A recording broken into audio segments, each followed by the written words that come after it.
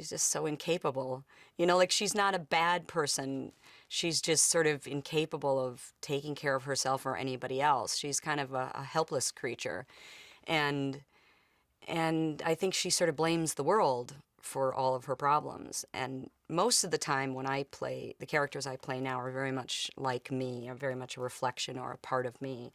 And so to have a character where I had to completely build her from the ground up with David was a great challenge. And I was so grateful to have the opportunity.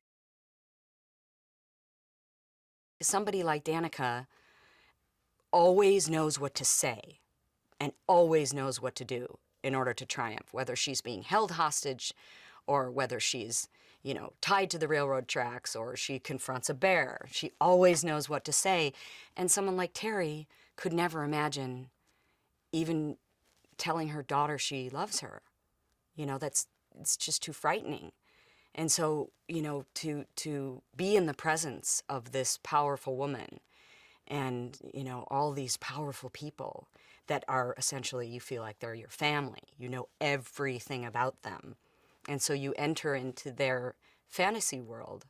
And I think it makes Terry feel strong and protected. And, you know, it is possible to succeed as a woman, even though she's not paying any attention to her own daughter who's struggling to make ends meet.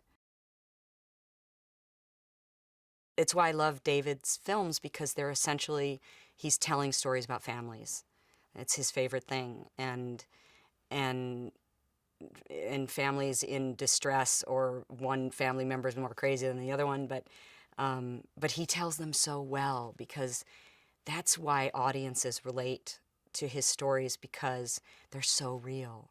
Everyone's got an uncle like that. Everyone's got a mother like that. Everyone's like, oh yeah, and that guy, that was so much like my ex-husband. Like, everybody has somebody in the movie that they already know, that they can identify with, no matter what lifestyle you have or what race or what religion you are. Everybody has those characters somehow in their family. Joy is somebody who's taking care of her entire family. While she's working, while she's being a single mother, her ex-husband and her father both live in the basement. I'm divorced from him.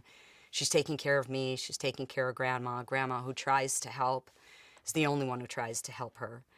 And, you know, she's getting hassled at work, and she's, you know, and she somehow manages to empower herself to become a success, you know, and not just a success, a great success in business and personally. And my character doesn't see that. She just doesn't understand why she's always going in and out. Why are you always going in and out? Well, because I have a job, Mother. Like, well, okay. Can you pick up groceries on the way home? Because I can't go out. And it's amazing. And so many women have this life. So many women live in and walk in Joy's shoes.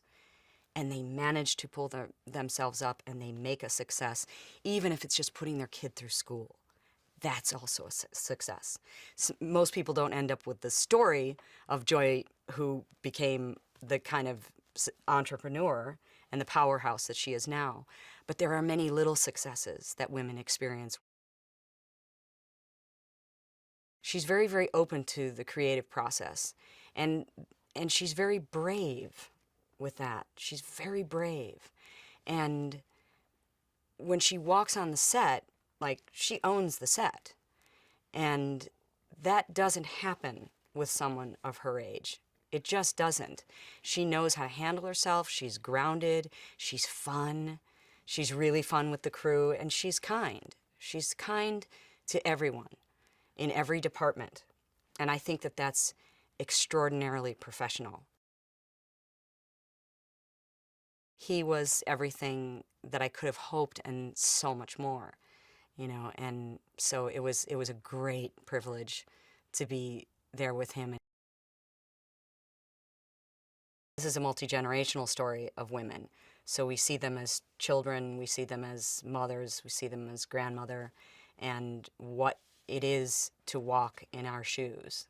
And David loves women, and I think he's really admires what we go through, and he wanted to tell that story about how hard it is and how do you triumph. You know, how do you become a lotus that blooms in the swamp? And I think he did that really successfully. It was very moving for me the first time I saw the film. I saw the film with Diane Ladd, Isabella Rossellini, and we were just crying, just because we've lived very different lives, the three of us, but we all three so identified with the struggle to succeed, and having people betray you, and having people lie to you, and having people trying to take away what you spent so long building.